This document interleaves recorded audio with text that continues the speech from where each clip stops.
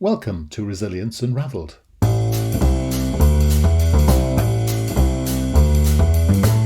Hi everybody and welcome to Resilience Unravelled, a podcast that examines all aspects of personal and organisational resilience. A huge all-encompassing subject that covers the ability to thrive in life by harnessing your cognitive, emotional, physiological and contextual abilities.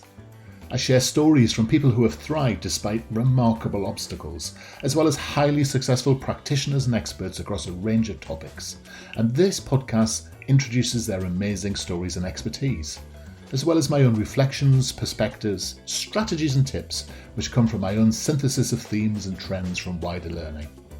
You can go to qedod.com/extras to access offers, tools and resources, including free articles and ebooks. For those of you that would be interested in supporting our work and contributing more proactively, you can find our new Patreon page at patreon.com. Then search for Resilience Space Unravelled. So, let's get started. Enjoy the show. So today, another unusual event in the life of podcast land for us, because very rarely are we blessed and excited to have someone back for a second time. In fact, it's only happened twice before. And Dr. Christine Adams was with us once before and actually had a fantastic podcast episode. And she was so brilliant. We knew she was doing some work with resilience in children. And we thought, wouldn't it be a great idea to get her back and help us all in these very strange times understand the sort of effects and things that children could be getting up to really help with their mental health and emotional well-being and such like. So good afternoon, Dr. Christine. How are you? Good afternoon, Dr. Thackeray. I am well. Thank you. Good. And your beautiful American accent heralds the fact that you're somewhere exotic and exciting.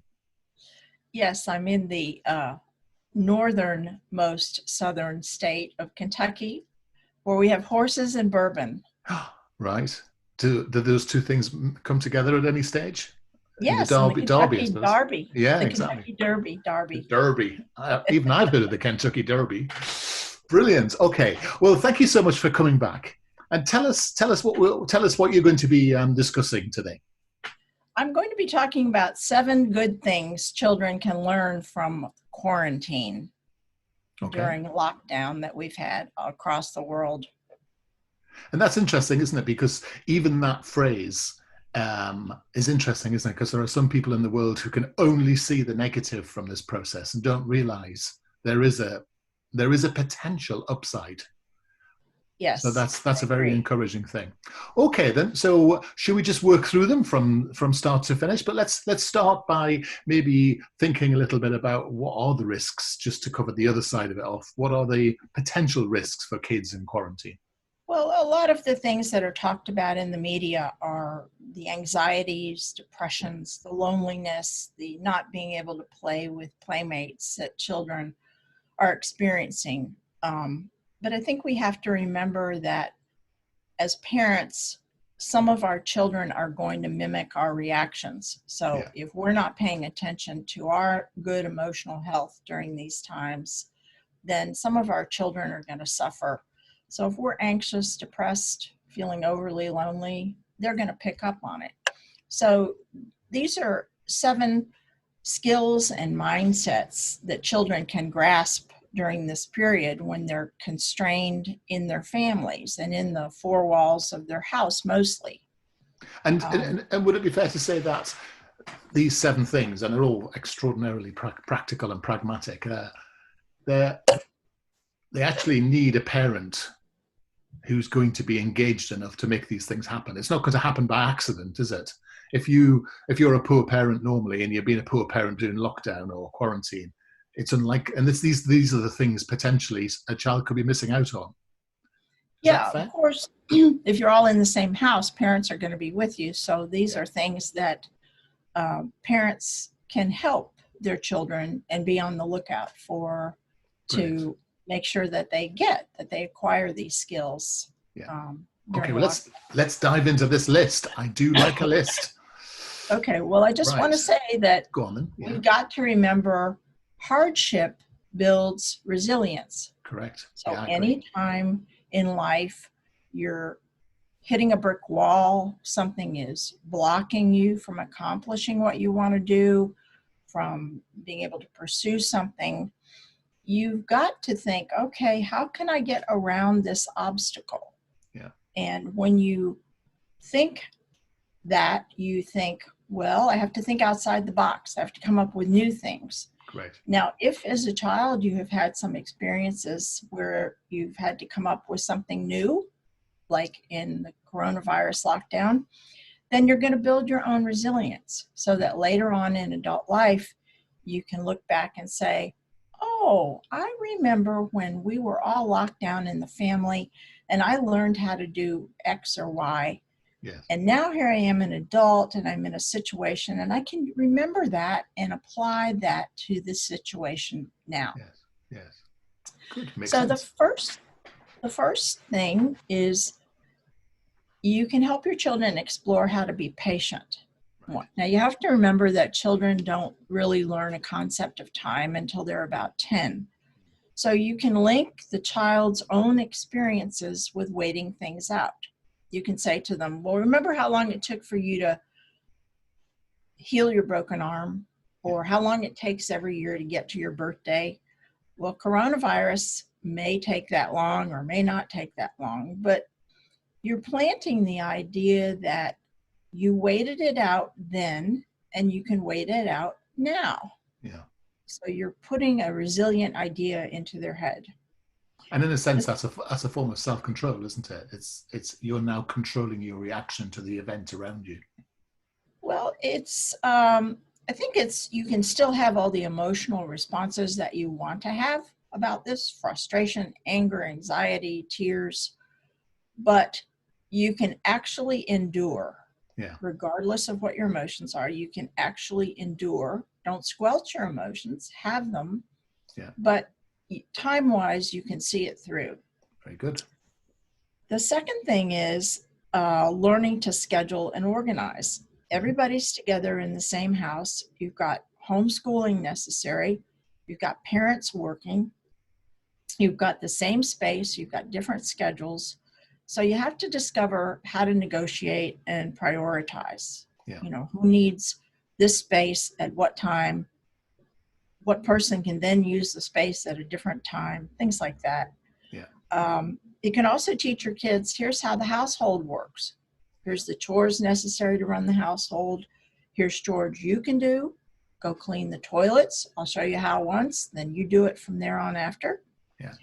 And kids can also learn how to be quiet while the parents are working. Yeah. That the parents' jobs are the priority. Their schoolwork is second. So how to facilitate the parents getting their job done. Right. The third thing is this can all boost creativity. Kids learn how to fight boredom. They learn how to make use of their free time. If parents will say to them, you go figure out what to do. Yes. You're bored, you go take care of it. Yeah. This helps with thinking outside the box when confined, bored, or deciding future school projects. Yes. So it builds sort of a creativity into kids. So here's a thought. One of the things that I remember my mother saying to me was that boredom's a state of mind. It's actually just a period of time between one event and another. Why don't you just go and use your imagination? Because if you learning to read, learning to play, learning to imagine whatever it might be. I was one of those kids who's never allowed now, but I was, on my own for a vast proportion of the day at a very early age because my parents both worked. And I was on my own, and I was an only child, no brothers and sisters. So I had to learn to build imagination. And I think being bored is actually a very constructive state, as long as you then, as you say, turn it into, build this imagination phrase up. So in other words, I think part of the problem here is that we rely so much on tools and machinery, don't we? We've lost that ability to play and create and to think. And, even the Lego you get now is Barbie's whole castle or the Harry Potter set. You don't just get a pile of bricks and say, make something. So I like this idea. I think it's a really useful skill, in fact. Yeah, I agree with everything you said. And I think that often children think boredom will kill them, Mm.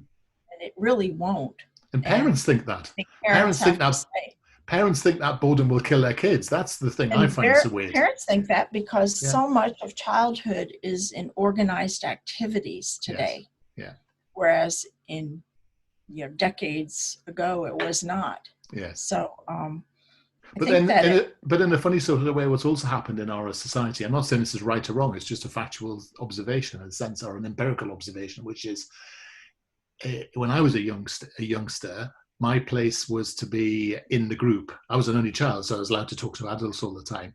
But I had my place. Now, when you see a child in a group of adults all together, what you see is the child at the center, and everyone staring adoringly at the child, and the child now consumes everyone's focus. So they've assumed this level of power and status, which actually isn't really that that useful for them, because they can begin to need that a bit too much. What do you think about yeah, that? I agree with you. Yeah, we have a lot of very self-centered children who are catered to, and so they have no way to create imagination with how to entertain themselves or pursue Yes. things that they might be interested in. Yes, interesting. But I mean, I love the next one, because as a person that was young and sensitive and stayed indoors all the time, I know what your next one's going to be. So what Oh, comes next? yeah, it's getting outdoors. Yeah.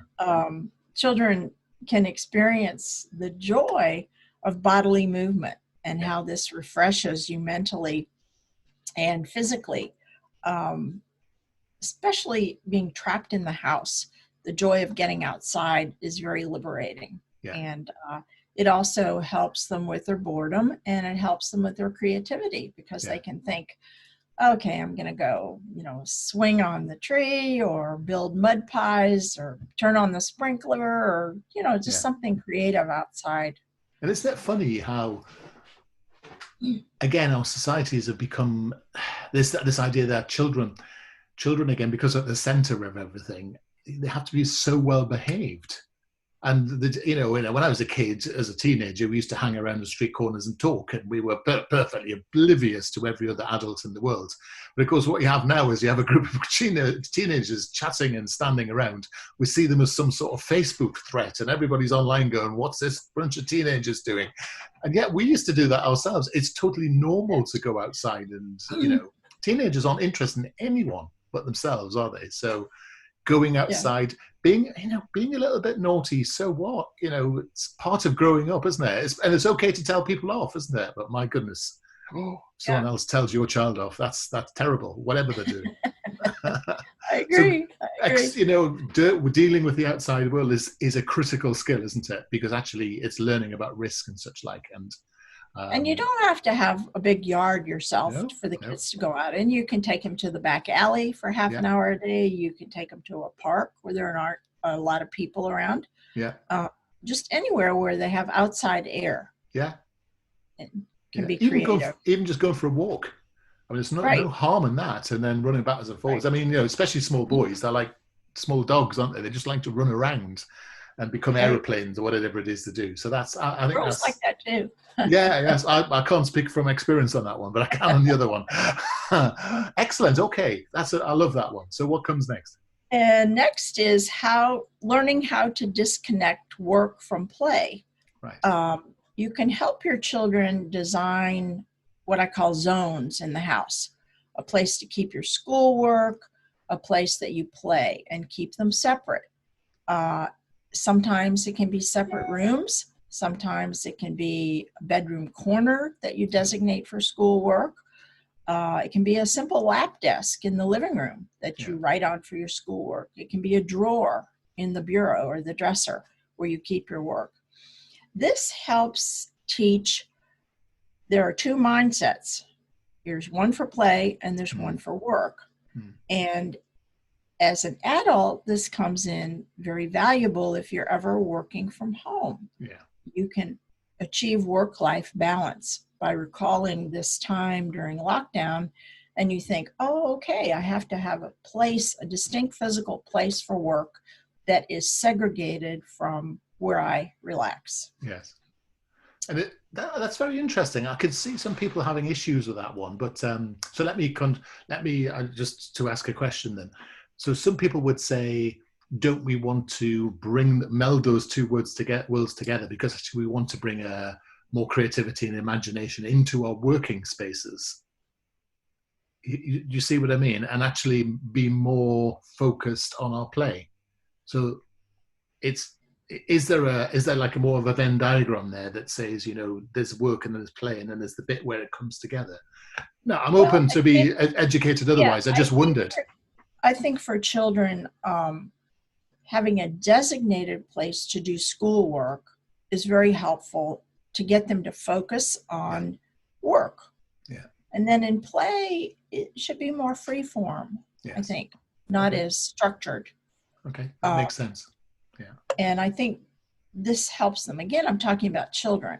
Yeah. And the idea, a lot of people who work from home talk about the difficulties of always feeling like they're at work. Yes. They have a study, and it's where they work, and it's where they make personal phone calls, and it's where they read for pleasure and things, and they talk about checking emails 24 hours a day. Yeah. And they can't get away from it. So this helps people, I think, segregate.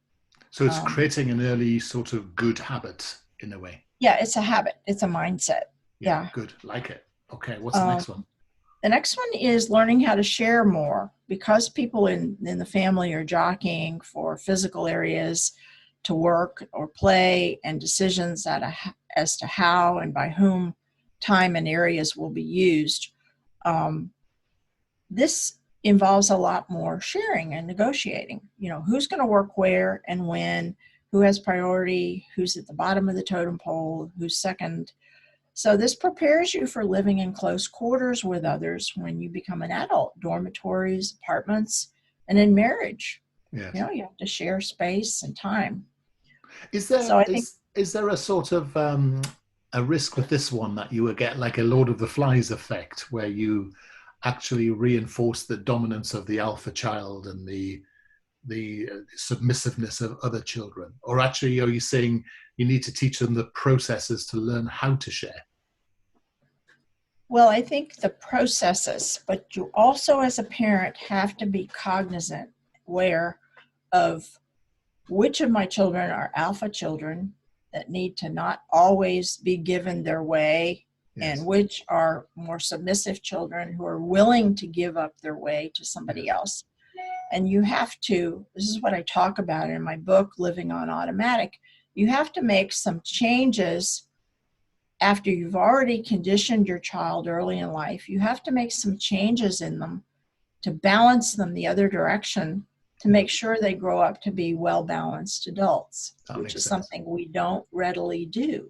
Yes. So one of the things you've therefore talked about for me is that there's a vital skill we need to teach our children, which is about negotiation, because you talked about that in the learning to schedule section, but you're also talking about that here, and that skill of, what's in it for you, what's in it for me, sharing needs, understanding, must-haves, and all that sort of stuff. That's all part of that.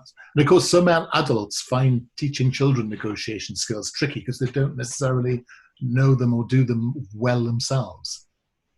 Right. But it's a skill. I mean, I think it's a skill in taking a submissive child and teaching them how to stick up for themselves, so that the alpha person doesn't always get their way, that sometimes they get their way, even though they're quiet and more submissive. Yes. So it's a skill set or a mindset. Yeah, makes sense. And so that's 6. So the magic number 7. The last one is, I think you can help your children learn about how to be emotionally healthy. Mm-hmm. And one of the ways to do this during quarantine is to set up a once or twice a week family discussion times. Parents should set this up. Everybody should be invited. And you need to go around and listen to each family member politely, without interrupting, talk about their fears and anxieties and their hopes, what's gone well this week, what's not gone well this week for you.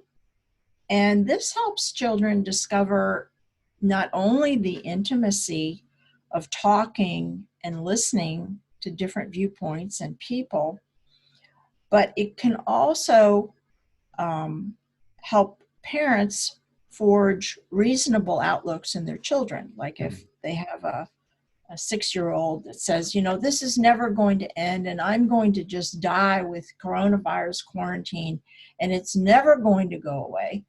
Parents can help correct that misinformed outlook. Yes. And if you have a 17-year-old that says, my graduation's coming up and I think we're going to have it and it's looking good and the parent knows it's not going to happen, you can say to the 17-year-old, I really don't think this is going to happen. And as an alternative, why don't we start planning how you can have a graduation ceremony here at home? Yes.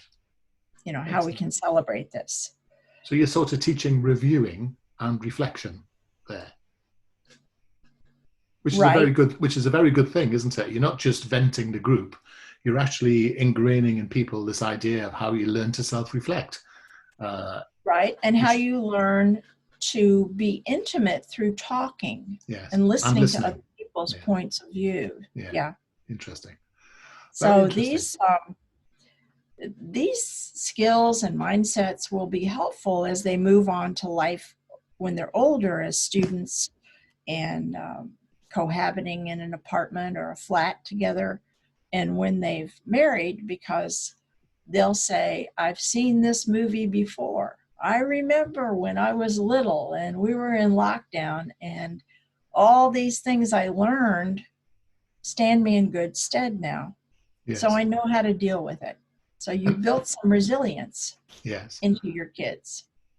And of course, that's going to help with relationships, and it's going to help with understanding how you deal with emotions as life progresses. And I think, I think you talk about this in your new book, don't you? So tell me a little bit about this, if you would, please. Well, the book is about, it's by 2 psychiatrists, and we talk about our 80 years of experience doing long-term psychotherapy with people of all ages. And there were several thousand people that we worked with over 80 years that we got to know in depth. And we realized that people are not raised in a reasonable, balanced way. They're raised in 2 very skewed personality patterns. So we talk about those in the book. And we talk about how the skews in personalities means that when you enter into relationships, you're entering into relationships in a skewed way with skewed people. And so you're going to have problems, especially cropping up in midlife, divorces and affairs and conflict with your children and conflict with your in-laws and things like that. So the book is about that and how to find a way out of the mire of relationship conflict, what you have to do differently from how you raise your kids to how you negotiate relationships and how you understand yourself and other people. Right. And who's this book for? I mean, it's, a lot of these books are often accused of being sort of books for women. And I noticed one of the quotes on Amazon in one of your reviews that says, this is not just a book for women. Men can read this too. So who are you thinking about when you wrote this book? Well, what we're thinking about is all the people who either don't have good access to good therapy or who've had bad therapy or who don't have any access and who want to learn more about themselves and their relationships. So it's written for general readers. It's not for psychiatrists. Yes. It's not for professionals, although many professionals have read it and found it helpful. Yes. It's a new way of looking at people based on sort of Pavlovian conditioning early in life. We call it emotional conditioning, and the type of therapy we used, we call deconditioning psychotherapy. Right. And what sort of definition of personality do you use? Because there's many I'm doing that sort of practitioner thing of getting too interested in it. I'll tell you what, I'll read the book. That would be quicker, wouldn't it? Okay. Because it sounds like exactly the sort of book I read a lot of, and I'm very excited about it. And, it's very rare to see, how snarky Amazon readers are. I mean, all of your stars, all of your reviews are 5 stars. I mean, either that's cost you a serious amount of money or this is one heck of a good book. No, they're honest reviews by people that I don't know. Yes, that's very good. So now you mentioned earlier that you had some free resources that people could avail themselves of as well. I do on my website, drchristineadams.com, where doctor is DOCTOR. Yeah. I do have 2 free reports. One is about children, one is for adults, that you can download if you sign up and give me your email, and I'll also enter you for the newsletter that I send out. And on the website, I've got hundreds of blogs that I've posted, and there'll be links to my Psychology Today blogs. I'm a blogger with them. And there are also links to how to buy the book. It's available on Amazon.uk, Amazon in the US, Barnes & Noble, Walmart, Target, and from the publisher, Praeger, Praeger. Yeah. And then I'm going to be starting up book club discussion groups for people that want to have book clubs and invite me to discuss the book with them, small groups of people. Yeah. So all that's on the website, and as well as lots of podcasts, radio interviews, articles, things like that. Fantastic. So the website is drchristineadams.com, spelled out. And the book's available on amazon.co.uk as well as amazon.com. It's called Living on Automatic, How Emotional Conditioning Shapes Our Lives and Relationships. You've been listening to Dr. Christine Anderson. Call you Anderson twice in one sentence. Christine, I do apologize. You've been listening to Dr. Christine Adams talking resilience in children today with all sorts of interesting tips and guidance for helping children learn something from quarantine. It's been a blast. I've really enjoyed it. Thank you.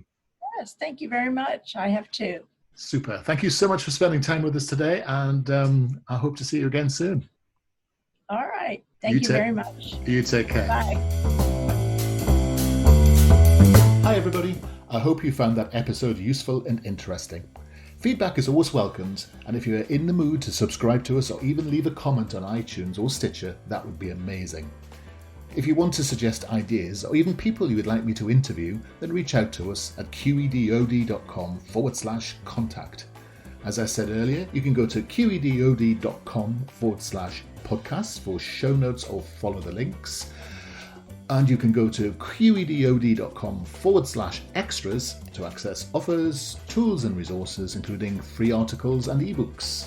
For those of you that would be interested in supporting our work and contributing more proactively, you can find our new Patreon page at patreon.com. Then search for Resilience Unravelled. I look forward to being in your ear next time around. Take care.